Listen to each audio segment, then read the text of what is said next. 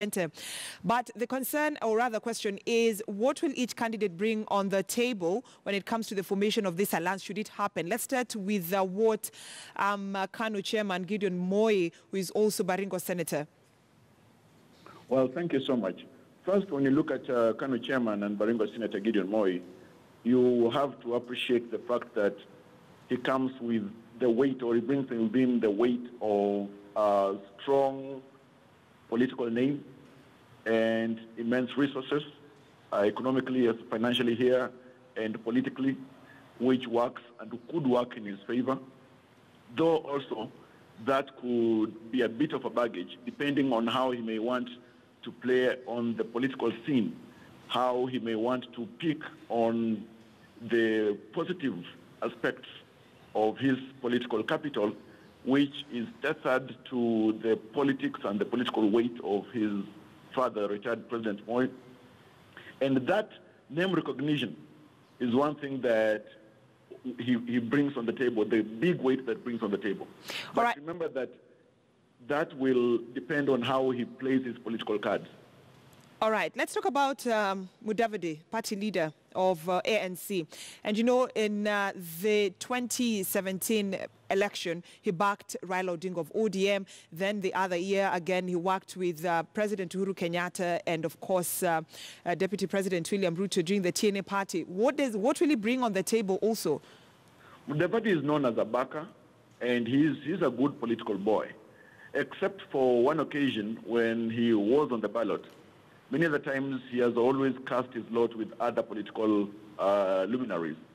You remember in the run-up to the 2002, of course, when he was vice president for a short while, and these other times, he has worked with various politicians across the divide. He has got a good name. He has demonstrated and tried to portray himself as the safe pair of hands. The question is, safe for who and to whose benefit? Now, the thing is this. With his impressive political profile, which is not checkered with other disadvantages or mud, Mudavadi has not milked that good profile or that good name to the extent that it works for his political beneficial interests. So he brings with him a good name and some kind of confidence and trust that is easy to be bought by people across regions in the country. All right, he brings a good name, and also let's look at Kalonzo Musyoka, Wiper Party leader, and of course he's been termed as the kingpin of Ukambani, but at the same time there's been a lot of political unrest after, recently he said that he's ready to work as an errand boy for President Uhuru Kenyatta. He was also Raila Odinga's running mate in 2017 general election. What will he bring on the table this time round, should that alliance be formed? Kalonzo Musyoka has got a good name that spans decades on the political scene. However, Kalonzo Musyoka has got a brand problem. And that brand problem is his greatest undoing. One, he is not seen as the brave political soul that may be a vanguard of any ideology or particular political positioning. He is known to be the politician, the national politician, who likes retreating. And then, just recently, with his declaration that he is willing to be an errand boy, in a way, it watered down his political profile. You see, he would have just demonstrated that he's willing to work in partnership with any politician and any political affiliation or alliance, or even with government under President Uhuru Kenyatta. But now reducing himself to be an errand boy, taking it into a corporate, lens or sphere, an errand boy is not able or permitted to sit on the table when the critical decisions are being made. So in a way, he watered down his political brand and image just by that statement. Would you say that the watering down his image, would you say the same thing for Honorable Raila Odinga? Because we know that this alliance also wants him, political leaders also want him to be part of this alliance that they are pushing for. Because again, this year we saw the handshake between President Uhuru Kenyatta and Honorable Raila Odinga. And also owing to what we saw, what transpired during last year's general election. So what will he bring on the table after this handshake? For Raila Odinga, I would not say the same. Because on 9th March 2018, Raila Odinga made history. By Kalonzo Musyoka making such declaration or such pronouncement, he did not make history. Raila Odinga declared that he is willing to work with his brother Uhuru Kenyatta for purposes of taking the nation forward. That did not come out in the statement or the pronouncement that Kalonzo Musyoka made. Remember, the other thing is that Raila Odinga has got a grand political image and profile. Raila Odinga is known as a master of political disruptions, and he's accustomed to very rough political terrains. So with that kind of profile and experience, spanning decades, he is celebrated as a political heavyweight, and is the kind of heavyweight that cannot be compared with, say, Kalonzo Musyoka or Musalia Mudavadi or even Chairman Gideon Moi.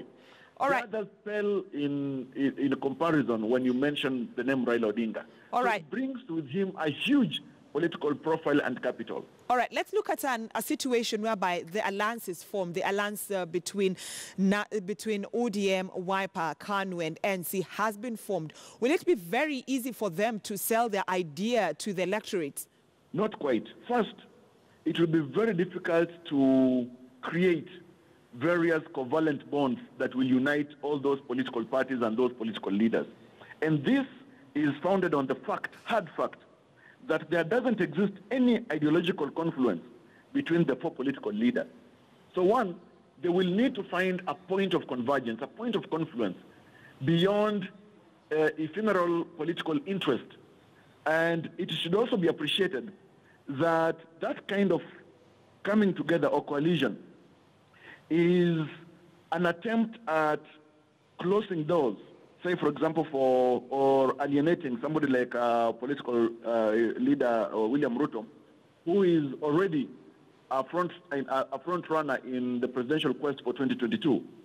And then there's the question of political identities and identity constructions across the political divide in Kenya. Now here, when I talk about political identities, I'm talking about the question of creating a mirage of a national cohesion between or amongst all these leaders. When they come together, there is the mirage of creating a national cohesion by these tribes or these communities coming together. But that is losing the point. When these leaders, and if their desire is to create a confluence or a political coalition that intends to take the country forward and then to be the center point of cohesion, then the question of a stronger confluence or pillars of confluence should be issues that bring them together, and those points of confluence or pillars of confluence should start being manifested early enough than marriages or confluence of convenience just in the nick of time before going to the ballot in 2022.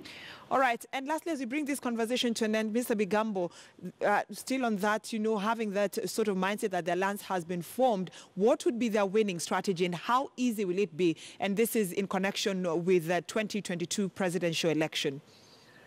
The argument that they will make, one, in this period right now, in the run-up to the 2022, for example, on matters of constitutional reform, on matters of the success of devolution, etc., will be pointers or barometers as to whether theirs will be a coalition that will win or a coalition that is determined to lose.